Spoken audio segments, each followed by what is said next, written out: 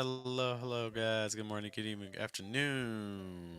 We are here with Fine Print. This is our weekly poetry show where we take a look at a poem that you send us and we analyze it to see what exactly is going on inside the poem. What's the speaker doing? What's the structure, rhymes, meter, if it's free verse, stanza length, all those sorts of things, um, line length, enjambment, anything you think is relevant to the poem and helping it advance whatever the conceit or the goal of the piece is. To join you in this process, hello, there is me. My name is Jeff, and today I do want to give, of course, a shout out to the poet who allowed us to take a look at their work some time ago. They sent it a while ago. JLH6277. Thank you so much for allowing us to dive in. And our approach for today in getting into this piece is I want to show you the types of questions that you can ask yourself to find out what is happening inside your own poem. What are some areas where maybe you have some opportunities to develop further? Maybe there's a place where the poem is trying to suggest to you a direction that it wants to go in if you're brave enough to take it there. Maybe there's some places where we can elaborate, we can incorporate some fresh language. Maybe all these things are already happening. Should be great, right? So, our goal today is to ask the sorts of questions that you need to help your poem become even stronger if it's not doing what you want it to do, or to double check it is doing what you want it to do. So, let's get into the piece itself. It's not a very long piece, it doesn't have a title, at least in this version that I have here. So, we'll just kind of go in. I still think of you. After all this time, all my mistakes, I still think of you. How you tried to save me. How you loved me unconditionally. How I walked away in fear. All my mistakes, I still think of you. Do you think of me? Thanks again to JLH for allowing us to explore this poem.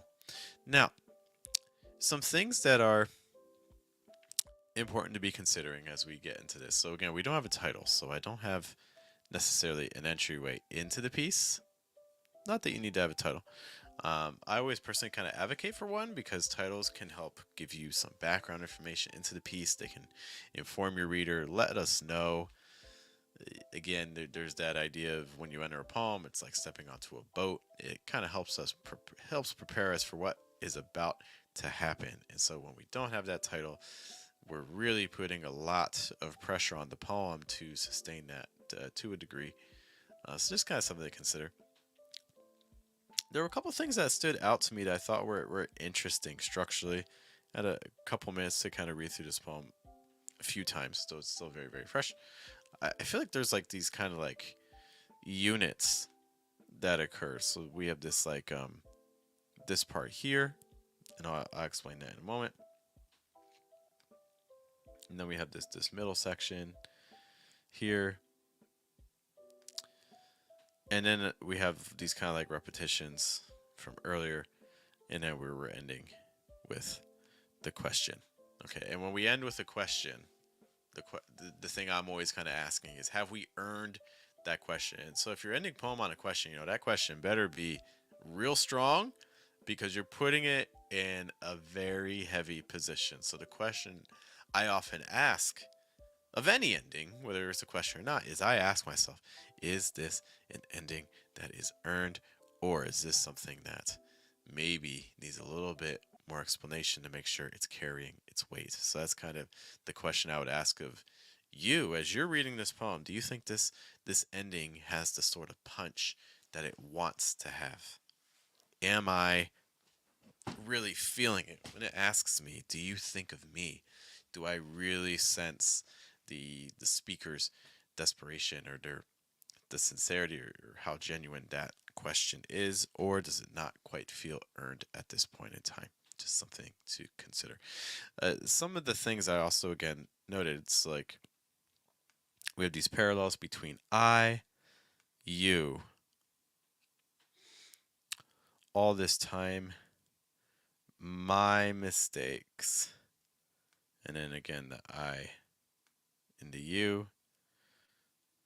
Okay, so there's a lot of repetition, right? So we have the I still think of you, I still think of you, and then it gets also reiterated again at the end. Okay. And then we have some other repetitions that go on as well. We have the all my mistakes, all my mistakes. And then we also have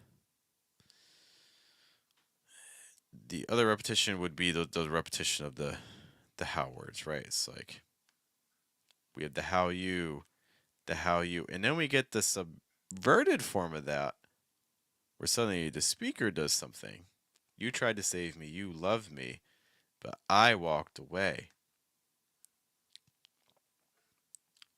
So these are all connected, but there's also that difference. Interesting, right? How when the speaker, when we get that shift, what are some of the shifts that happen? You tried to save me. Okay, so you doing something to me. Okay, you did something to me. But what happens when the I take over? When that happens, the you completely disappears. So this is happening in a lot of ways in isolation. So the moment that we get isolated is the moment where I is the character that takes over control, right? Which I thought to be an interesting subversion there. I like the break of the pattern. It's tricky with patterns, where you keep repeating basically like litany, like I, how I, how I, how I. So then the way you break it is really key because that's gonna. I think sometimes when people are writing litanies, what happens is they get really obsessed with the form and they never shift from it. But the shift is what actually allows it to open up so much more. Then Matthias is with us. What's up, sir? Co-host with the Diverses Live Tuesdays. Places the U shifts in the line is interesting. Yeah, exactly. I think having a shift in the litany, I think, is really key. And the sooner you can do it, um, a lot of times it can work out nicely for the piece. Um, let's talk about the repetitions. So, what in general do the repetitions serve? So, my first question, 'cause those are just some quick things that stood out to me. But let's talk a little bit about questions I've asked so far that I would be, whether I wrote the poem or I was reading this for someone else, questions I would be asking. So the first question that I would ask, and I would love to know what your guys' answers are for this, is the ending earned? So this is the first question that I had asked originally.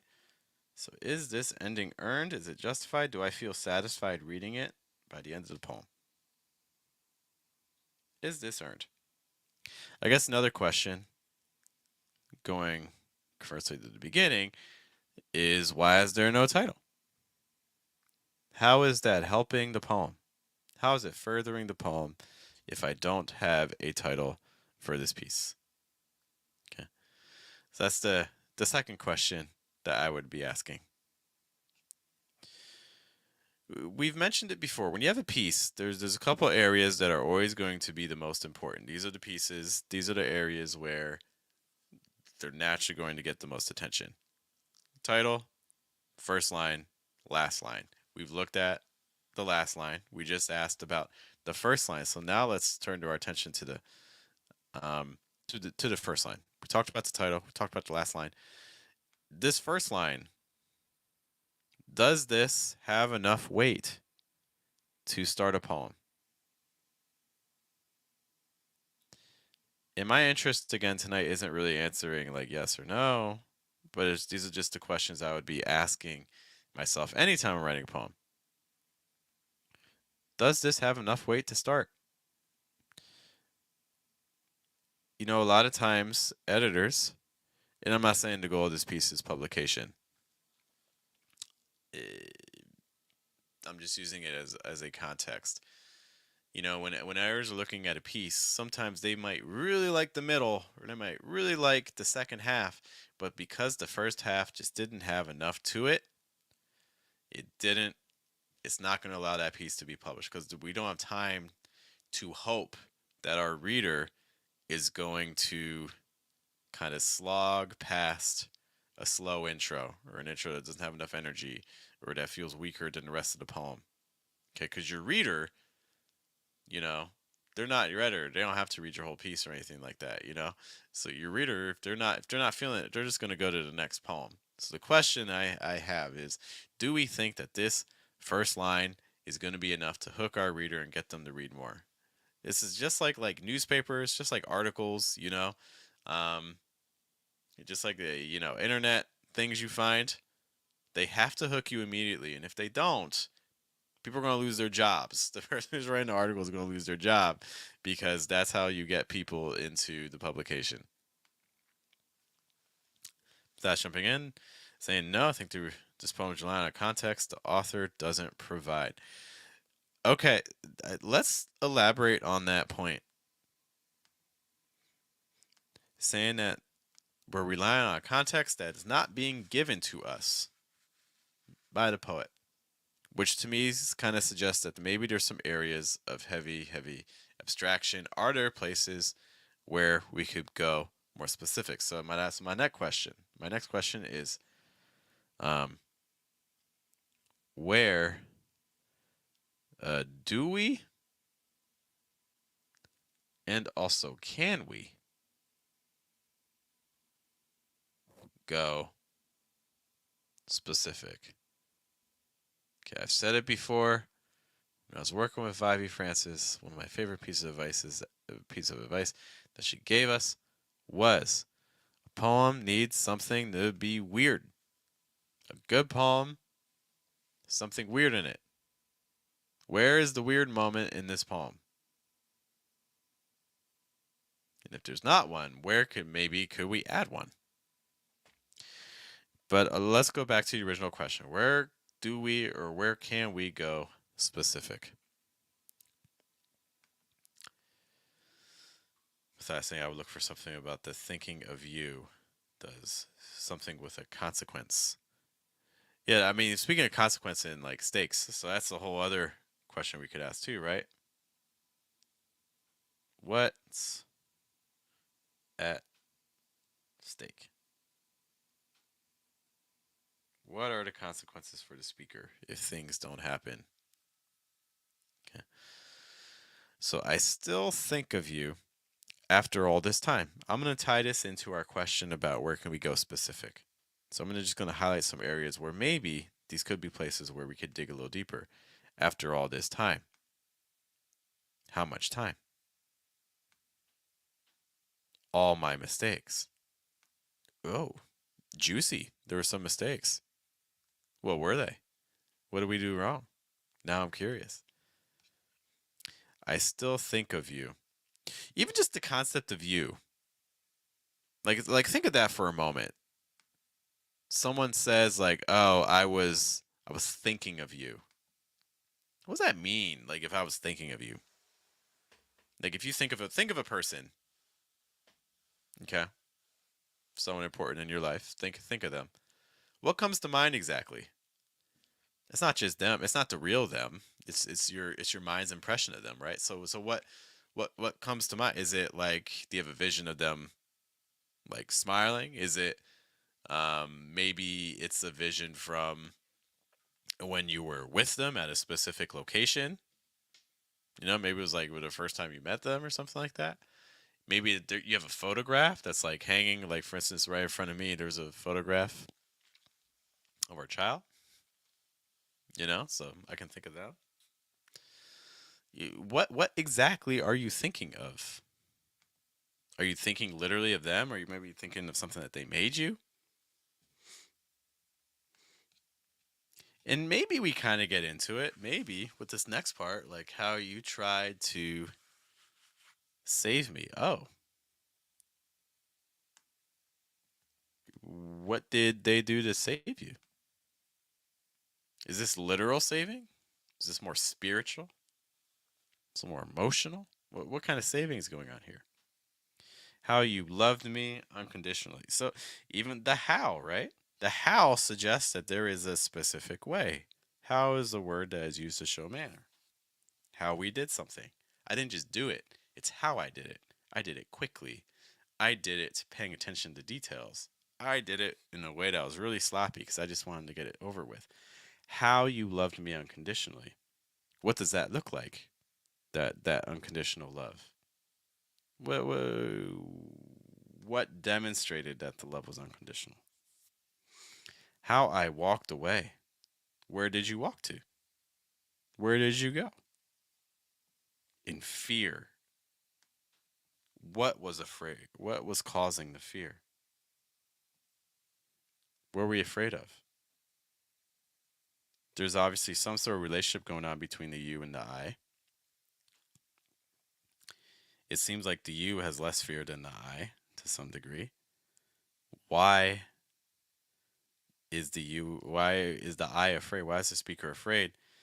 But not like super afraid, right? Because if they're not like running, right? It's not like they're like bolting, like get away from me. No, this is a walking away. This is slow. Why walking? I mentioned earlier about a weird detail. This is kind of a weird line. How I walked away. Why are we emphasizing that I walked? You could have said I ran, I went, I stayed, but no, we're using I walked. So there's this huge intentionality with walked in the word choice there. So why is it walked? Why am I trying to emphasize that slow passage? These are opportunities to dig more. Then we get all my mistakes. So now we're getting into these repetitions. All my mistakes, I still think of you. So now the question is, what is the role of the repetition? Perhaps, I'm going to just write that really quick. So, what is the role? And you can do this in your own poems. If you have a repetitions going on, then I would be asking the same thing. Why am I repeating?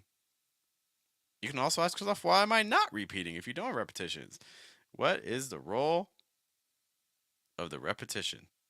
Why is this here? How is it furthering my poem? For me, and this is just my own interpretation, by having that sort of repetition, what it is suggesting, because we see again, I still think of you, all my mistakes, I still think of you, and we switched the lines, which is kind of interesting. Um, so not only was there a repetition, but also that reversal. What is the role of that? It's kind of interesting. Okay, the way I see it is it shows an inability to move on, like a fixation. We're stuck. It's almost becoming like a cycle.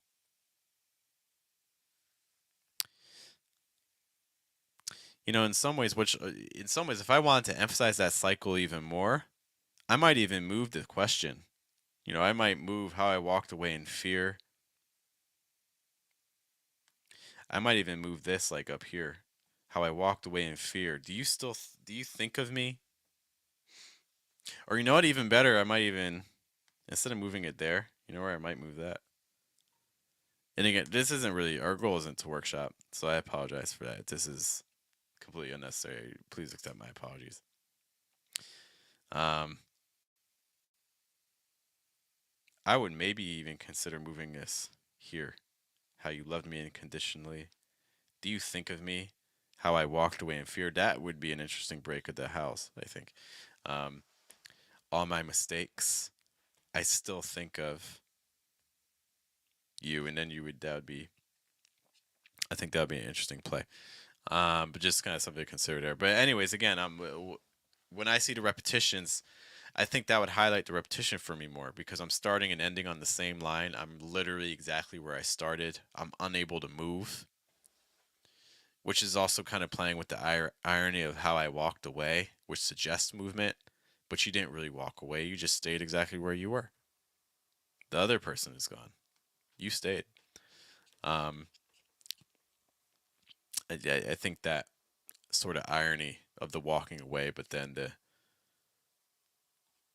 the lack of motion in the poem, I think would stand out even more in that way. Uh, Missed some comments and things like that jumping in. I see Roses here. Great to see you. Apology halfway accepted. I don't. Do you see an apology here? Do you think that is this speaker apologetic? I think they regret.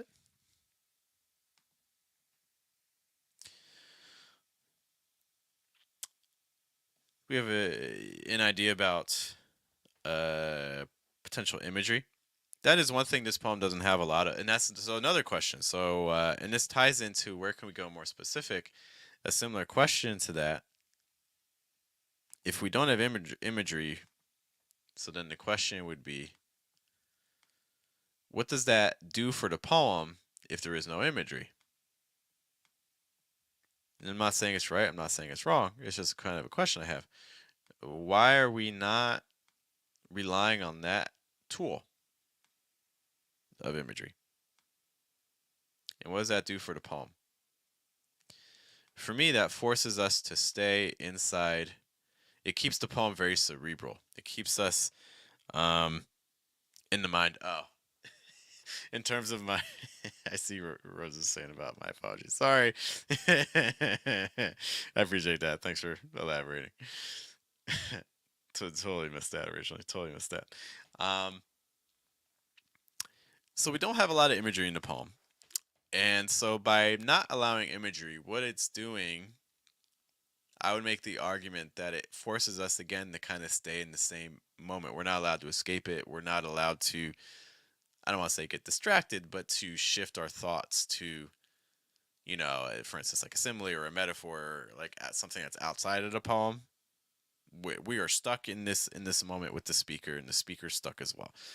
Um, that's how I interpret it. If we don't use imagery, we're stuck in the headspace of the speaker, just as the speaker is stuck in their own headspace as well. Um, that's what that does for me. You can let me know if I'm crazy. I'm sure I am. Other things, I think, Matthias says, I think this is ultimately the issue when the poem is written as a statement or declaration of a specific individual, but the audience is actually broad. It sounds like we're having some trouble. Matthias having some trouble entering the poem. The poem's cryptic, right? Just overall, the poem's cryptic. We are never allowed to enter it. We are never allowed to really know what caused any of this to happen. We have no clue. Sorry, my eraser is very slow, so I'm trying to clear this out a little bit. Oh, maybe I can do. Look at that. Look at that. All gone. All right. So, we're not really permitted. The poet, the writer, the speaker has never, the speaker, the speaker has never given us permission to really know what went on between them and the you. The only thing we are permitted to know is that the speaker is still kind of playing things over in their head. So then the question also comes down to perhaps one of the biggest questions you need to be asking yourself when you're writing a piece is, what's my intention with the piece? What is the piece's goal? Is this for publication? Is this to be performed? Is this just to vent and express myself? Which also leads to a similar question as well. Who is the poem for? It's okay if the poem's just for you. There's nothing wrong with that. Just be honest. The poem's for you. Then be honest that the poem is for you. And that if your reader doesn't get into it and things like that, Doesn't matter. It's not for you.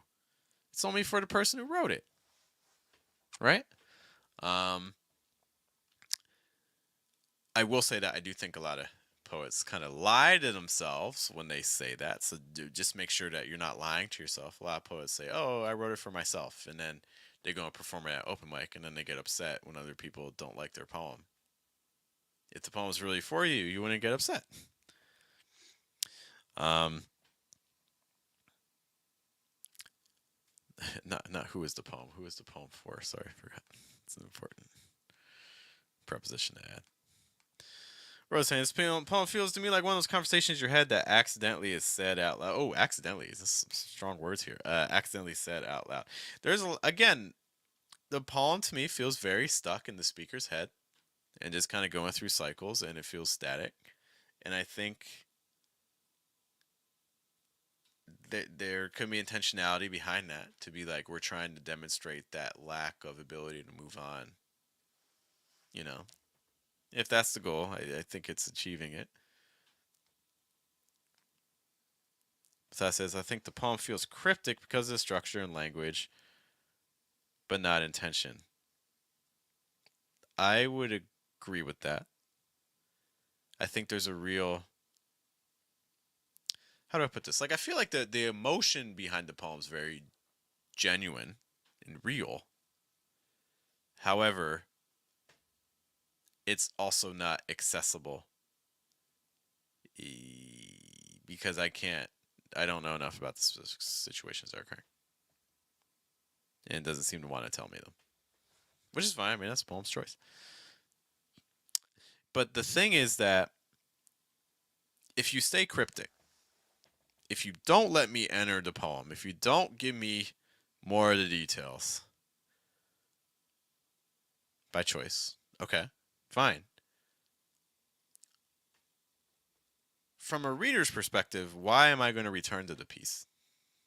Because one, I get to the end of the poem and I don't really feel anything. Um, and poems, if someone reads your poem and then they finish it and they don't feel anything, it's why are they going to come back to it? I say this a lot, but I really like this approach to art and work and what we do in life.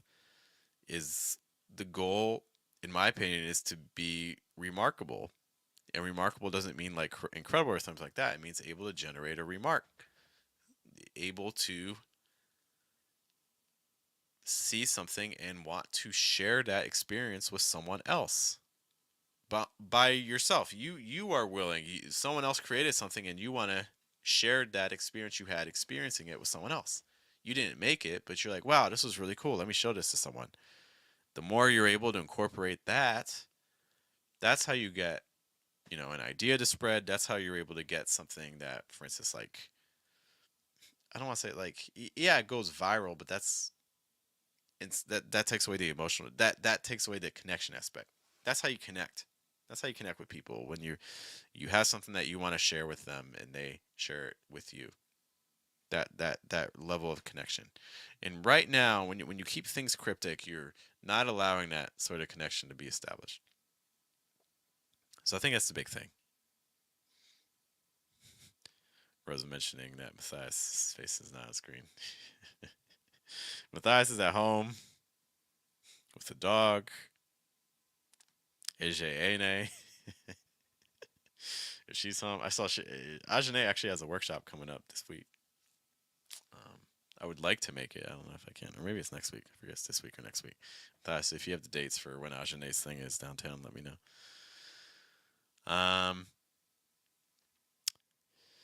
All right. Those are the questions I would kind of just be asking myself. So again, the goal of this stream was to just kind of show you how you can look at your own lines and hopefully come up with some questions to ask yourself to see, are you doing what you need to be doing, or do you need to investigate further? Because a lot of times when we write our own poems, we're in a difficult position because everyone has blind spots. We all have blind spots. When I'm writing my poem, there are things that my mind is not going to want me to explore. because it wants to protect me, right? That's how the mind works. And so when we're writing, it's so easy to have these blind spots. And so the easiest way around that is to have someone else kind of investigate our poems with us and ask us questions and things like that. But maybe we don't always have that available. So the next thing is these are ways that you can kind of start to do a little bit of that investigation yourself to a degree. Your mind's still not going to let you see everything just because of blind spots and things. However, it at least can help us get a little bit closer to identify areas to be like, oh, you know what? I want to give, I need to give more details here. Because a lot of times what happens is we write lines like this and then in the moment we think they're enough. But then when we really sit with it and we're like, how you tried to save me. Well, to us that's really clear, but if I can try to be as objective as possible, if I can really try to approach it from like a new reader's lens, a new reader's going to see this, how you tried to save me, and they're going to read it like, well, how did you try to save me? What was actually involved?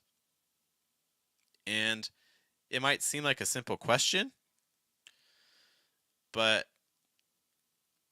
sometimes, again, our mind doesn't even let us think about that until we're called out on it. And they're like, oh, yeah, like, how did they try to save me? What exactly happened? And the more you're willing to kind of explore that, I think the more you're able to get to what the poem really wants to uncover.